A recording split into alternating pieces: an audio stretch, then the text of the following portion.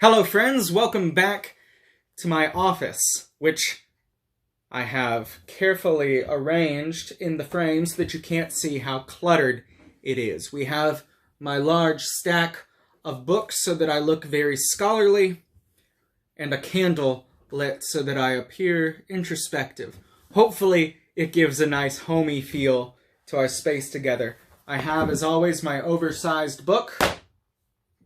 And while I do have my oversized Avengers mug of Folgers, my friends Julie and Emma saw fit today to remember that I'm at the church all alone and brought me my favorite order from Starbucks.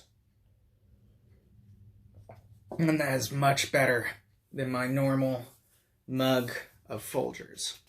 So this is episode 4 of our study of Drops Like Stars.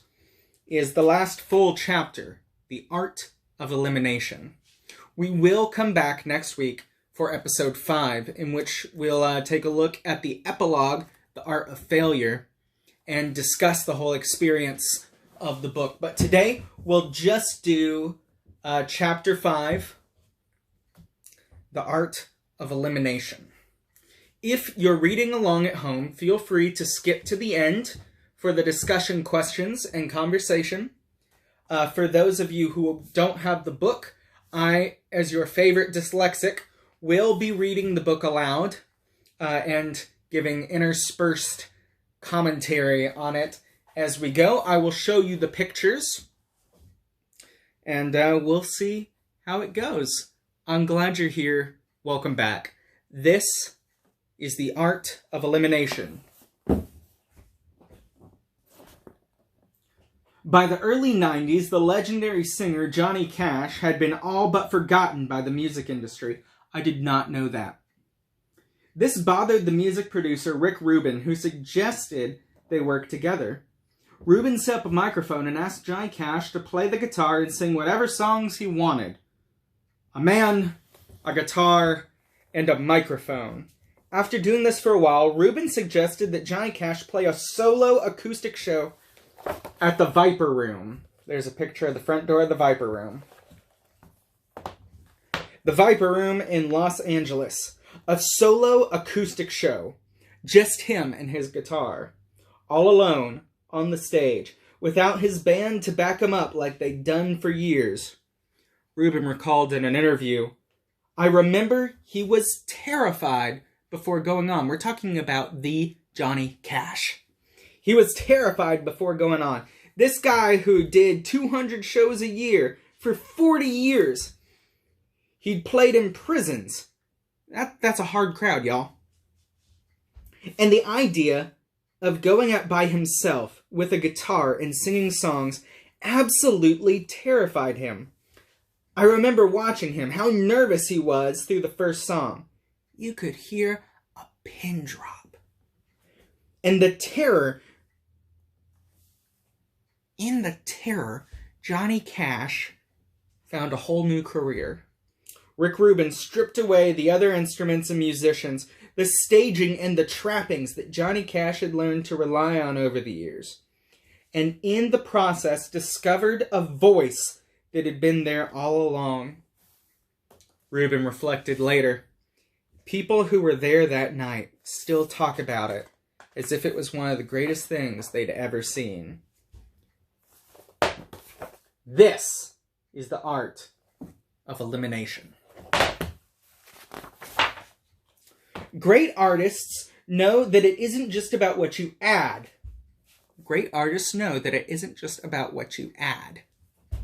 Sometimes the most important work is knowing what to take away, removing the clutter, the excess, all the superfluous elements, and finding out in the process what's been there the whole time. A quick aside, in my seminary preaching class, we really only preached a few sermons in the whole class. Interesting, right? You go to seminary, you study for 3 years, you take maybe 2, usually just 1 class on preaching, and in that class you preach 2 or 3 sermons. Something that my preaching professor told me that has stuck with me is frequently I'd turn in a manuscript of a sermon and he'd black out entire sections. Or he'd just circle them and put a line through. Or he'd give me back the sermon with entire pages missing. And he'd say, these parts were really good, but they didn't belong to this sermon. Sometimes too much gets in the way. And something that he said to me that I keep, that I repeat to myself when I write today, is sometimes you have to kill your darlings. Sometimes you come up with really clever bits. And you have to learn that not everything belongs, even if it's good. Sometimes too much good can get in the way of what's great.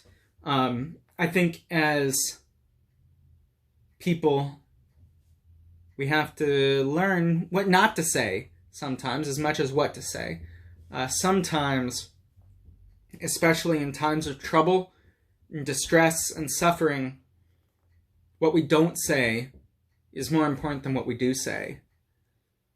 There's a practice in the Jewish tradition called sitting shibbeth.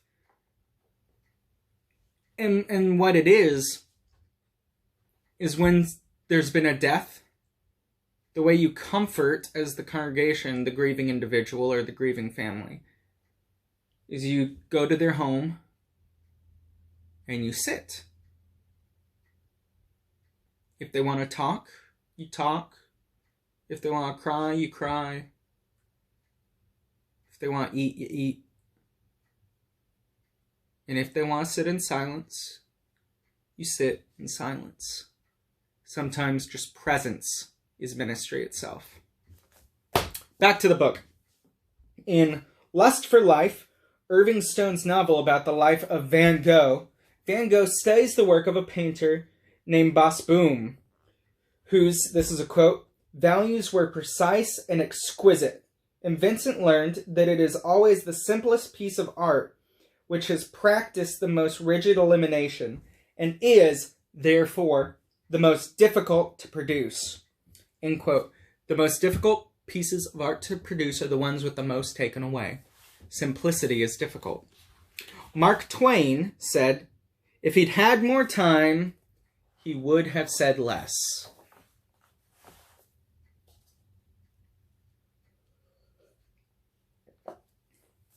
Michelangelo said that his David was in the stone, clamoring to be freed.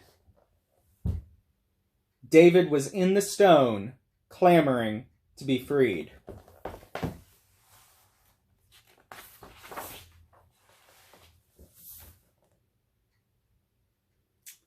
This is the power of the Nike swoosh. Nike doesn't even have to use its name for you to know what it is. It's that simple. This is a bar of soap.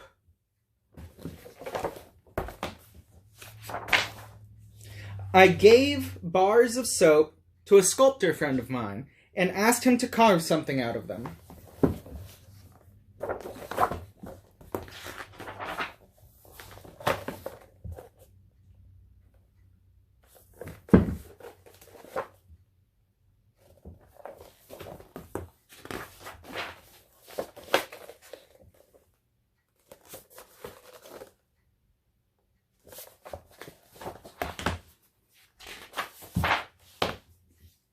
Stunning, isn't it? And yet these sculptures were in those bars the whole time. All the sculptors really do is remove. All sculptors do is remove.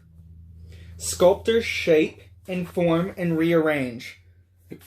But at the most basic level, they take away.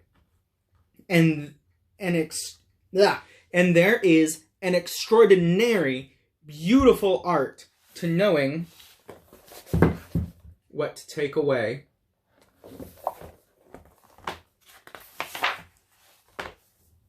When you talk with people who have just received news that they have a life-threatening illness, what do they say? When you talk to someone who's just received news that they have a life-threatening illness, what do they say? Now, I must get those hedges trimmed. Or maybe, I've been putting off that plastic surgery for too long. Or, it's finally time to join that online poker club. No, of course not. They talk about family and friends. They gather those they love as close as possible. They reflect on any amends that need to be made with anybody. They talk about what matters most. Suffering does that. It compels us to eliminate the unnecessary, the trivial, the superficial. There is greatness in you. Courage, desire, integrity, virtue, compassion, dignity, loyalty, love. It's in there somewhere. And sometimes it takes suffering to get at it. It's in there.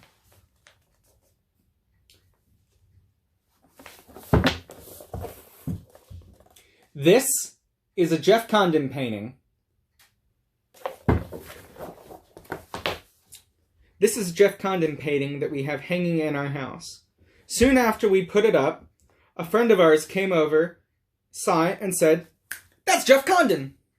She then began raving about what a great artist he is, pointing out the unique perspective of the piece and the ways he uses color and common themes between our painting and the other works of his she had seen.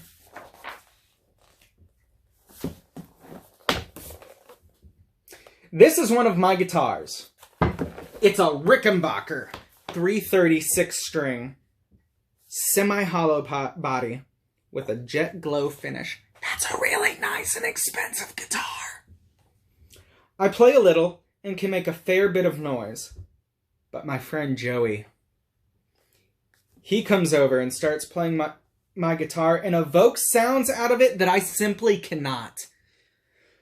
There's a difference between ownership and possession. I own this guitar, but Joey possesses it in ways that I can't. We own the painting, but our friend possesses it in ways that we don't. You can own something and not possess it. You can possess something and not own it. One of the first Christians, a man named Paul, wrote about his troubles, hardships, distress, beatings, imprisonment, riots, sleepless nights, hunger. This is a man who suffered. Yet, he doesn't end his list with despair. Paul claims that he and his friends are, and here's the quote, genuine, yet regarded as impostors. Known, yet regarded as unknown. Dying, yet we live on. Beaten, yet not killed. Sorrowful, yet always rejoicing. Poor, yet making many rich. Having nothing, and yet possessing everything. Several years ago, I was in Rwanda.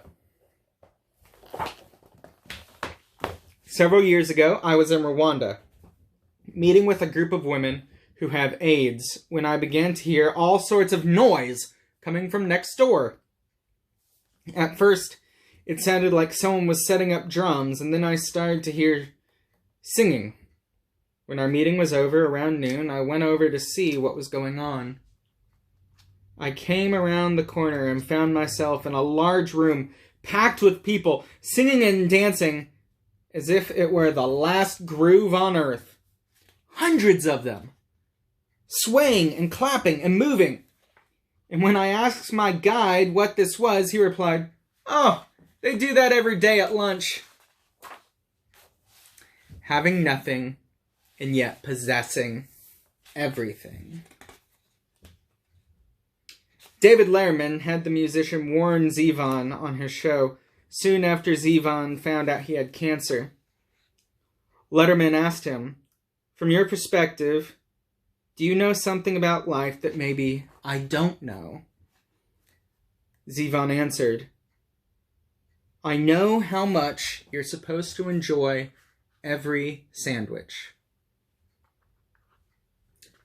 I know how much you're supposed to enjoy every sandwich.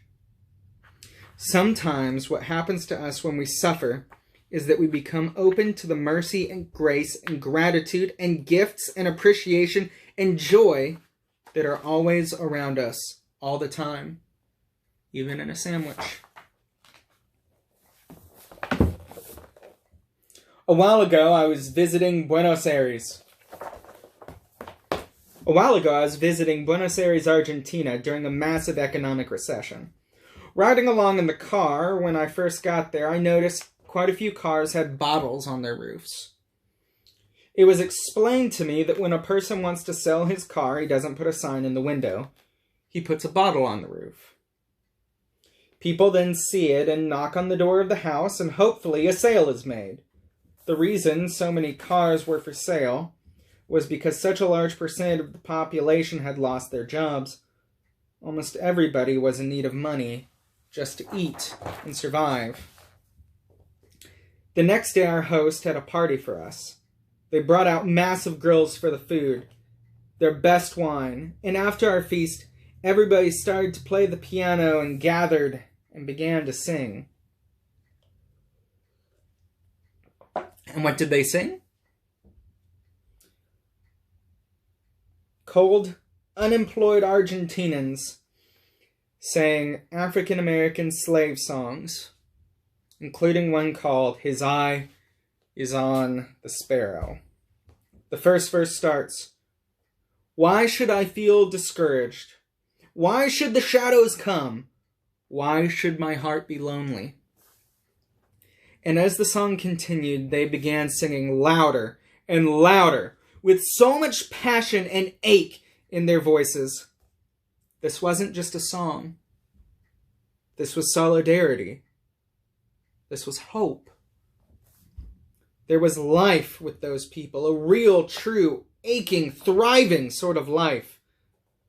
I learned that singing those songs, sitting hip to hip, because they didn't have heat, you can have all the things that everybody says you need to be happy, and actually possess very little.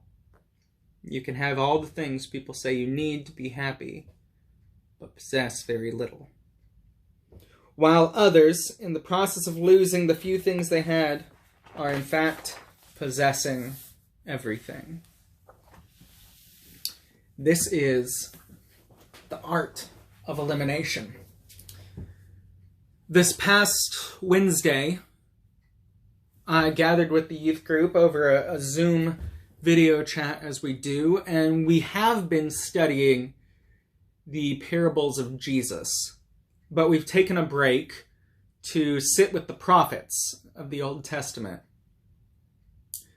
The prophets have a lot of perspective on suffering and collapse and what to do when it feels like the world is falling apart. We started with Isaiah. Isaiah is a book of judgment and hope. And it sort of bounces back and forth between the two. In the first half of the book, he warns of coming judgment by means of the Empire of Babylon that will tear down the walls and burn the temple and destroy Jerusalem. He talks about this war and this siege and this failure as a coming fire that would be like a refining fire, that it would destroy many things, but most of all, it would burn away the things that aren't important and expose what really matters. My first question for us today is, if COVID is put in the place of this fire, what is the fire of the coronavirus exposed in your life is truly essential? What is the coronavirus exposed as essential, and what is it burned away that you don't want back? What about your ordinary, before coronavirus life, do you not want to pick back up when the world comes back to normal? The questions that the publisher gives us are: suffering also aids us in stripping away excess, eliminating what is trivial and unnecessary. When has a time of suffering or pain helped you cut through to what was important? When has suffering helped you to eliminate in the past what was revealed to you as unnecessary in that time?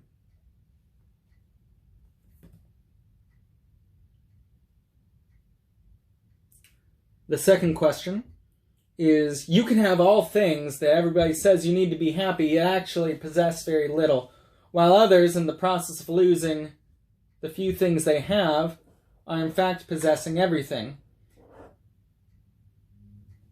What does it mean to possess everything? I want to reflect briefly on a painful experience of mine, a physically painful experience, and then we might jump to an emotionally painful experience. We'll see. In 2000 and maybe 14, I think, I experienced I had an accident. In the kitchen, I was doing dishes, and I burnt off 13% of my skin. I was this color red. If you're not squeamish, ask for pictures and I'll send you one. It was horrible. And it was an hour from when the burn occurred to when I found myself at the emergency room, delivered by ambulance to Grady Hospital. They were just tearing things off of me in triage. And they were talking about whether or not they had to remove my arm because it had been... and that's this arm, which doesn't even have scarring now. But they were talking about it had been exposed for so long. There was no skin here for such a long time that they thought it might need to go away. I was in the hospital in a bed for a week, and then basically on bed rest for a month. And Ashley had to torture me every day. She had to clean all of those wounds, which a burn, you have to scrape everything off every day and then clean it and then bandage it. Incredible pain. I realized very quickly, I realized how important my community was to me, because if you're an Enneagram person, I'm a 3-wing 2. I'm a helper. I like to do things. I want to take care of other people. I'm a pastor. I want to be there for others. It was hard for me to let others be there for me.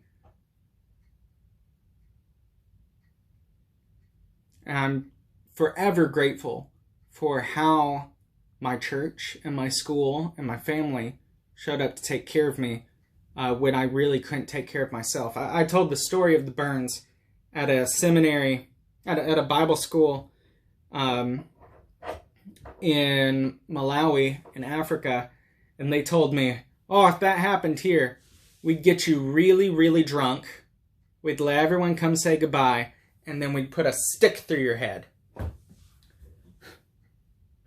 I am incredibly grateful for all the people who sacrificially took care of me in that time.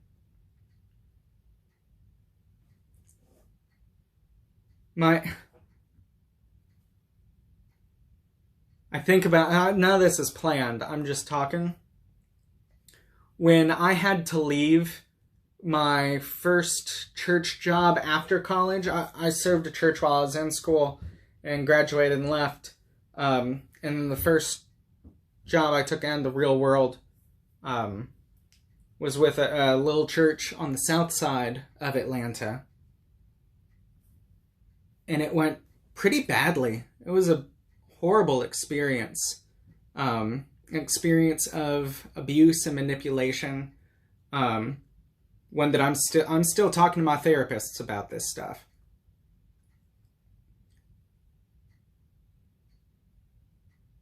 And there's so much parallel between that story and the burn story, because I was not able to rely on other people. I hadn't learned at all to let other people help me.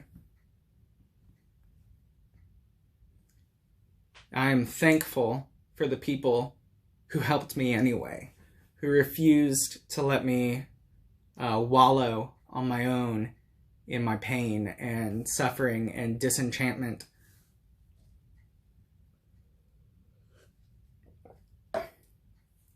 Recently, in life here at Townview, we've all gone through a bit of a traumatic experience with the transition in our community and our membership policies.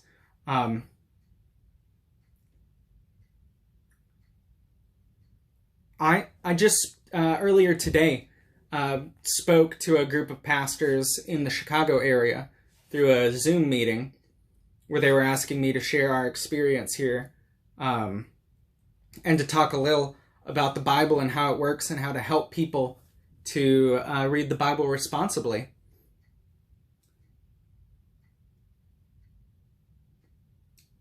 Something that we do here at Townview that's us choosing the hard way of doing church is that we hold a lot of things with open hands of giving and receiving rather than clenched fists of tight-reined leadership. We allow for tension here. We have a diversity of opinions and interpretations, diversity of political beliefs and economic beliefs and leadership styles, and are not cracking down and forcing people into unity to assimilate. Means that sometimes life is a little harder together, but we've gained so much richness from it. I think that's what it means to possess. We lost a lot of things when so many people left, but we possess everything here. We have a community like I've never seen. We have vibrance like I've never seen, vitality like I've never seen. There's more Holy Spirit here than almost anywhere I've ever been, and it's an immense blessing to minister among you. So how about you? When has suffering revealed what's important? What does it mean to you to possess? And what has coronavirus shown you? What are you learning from coronavirus in this strange season? What is it shown you is important? And what about your old life do you not want to pick back up? What changes do you want to make when the world goes back to normal? You can talk back to me by leaving your remarks in the comments here on YouTube or where this is posted on Facebook and Twitter. I look forward to hearing from you. I've enjoyed our conversations. A lot of them are through phone calls or text messages, Facebook messages, emails. If you don't want to participate in a public chat, give me a call. I'm excited to talk to you. Next week, we will look at the epilogue called The Art of Failure, and that'll be our final episode. Thank you for joining me today. It's a blessing to be among you.